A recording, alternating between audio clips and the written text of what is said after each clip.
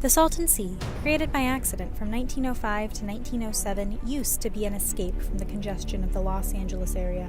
Today, it's the Salton Sea that's congesting LA, with toxic dust storms becoming more and more common and asthma rates skyrocketing in the Imperial Valley.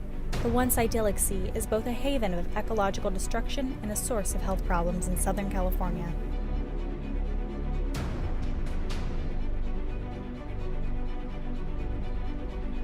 Toxic dust storms are more frequently happening in the region and are quickly becoming a normal occurrence. Indio, at the northern end of the Salton Sea, already experiences some of the nation's worst particle air pollution and dust from sandstorms, accounting for 70% of the Coachella Valley's haze. Jill Johnston and Sheree Farzan, both assistant professors at USC's Department of Health, are studying the health effects from the Salton Sea's toxic dust. So we became interested because they were worried about more dust in the area. So we just started looking into some of the health issues in the area. And so there's very high levels of particulate matter and also very high levels of childhood asthma. The Imperial Valley grows enough lettuce to feed over 2 billion people, using an average 2.8 million acre-feet of water per year.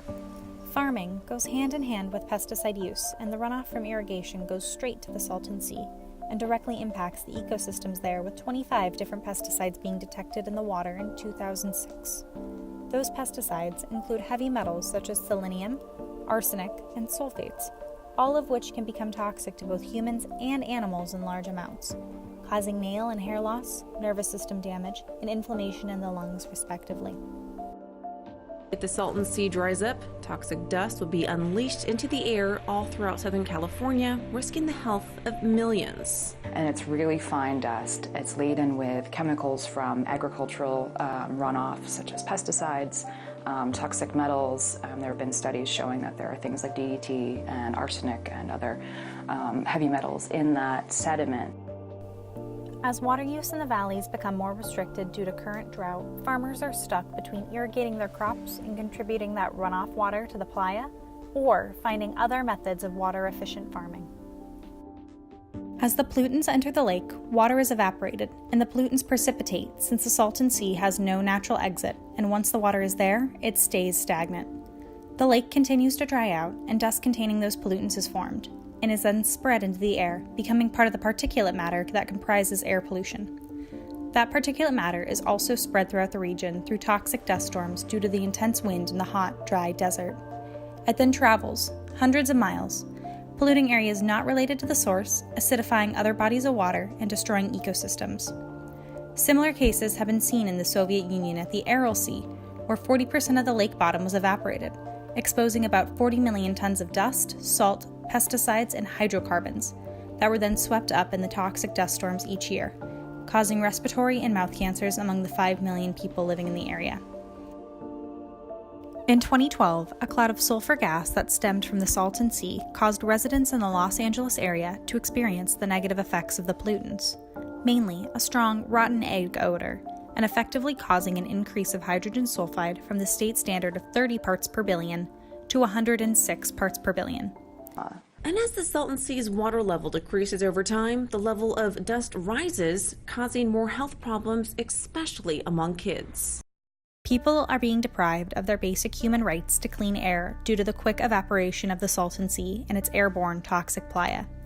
Like those who resided near the Aral Sea, the residents of those at the Salton Sea face the same major respiratory health issues.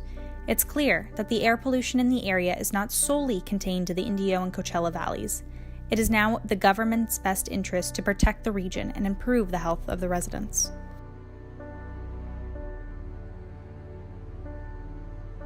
With climate change becoming more imminent, California has acted as a leader in the fight against it, with Governor Jerry Brown at the helm.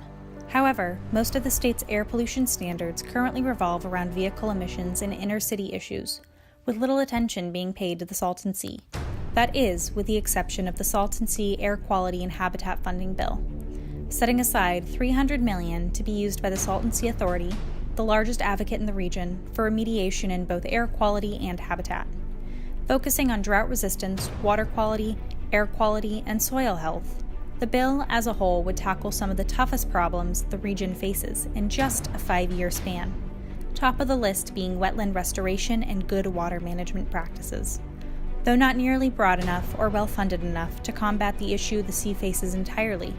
By 2020, the air conditions in the region will be a momentous improvement compared to that of today. Air quality is nothing to cough at. Persisting as a problem that has been overlooked for decades, the issue may be too far gone to tackle effectively.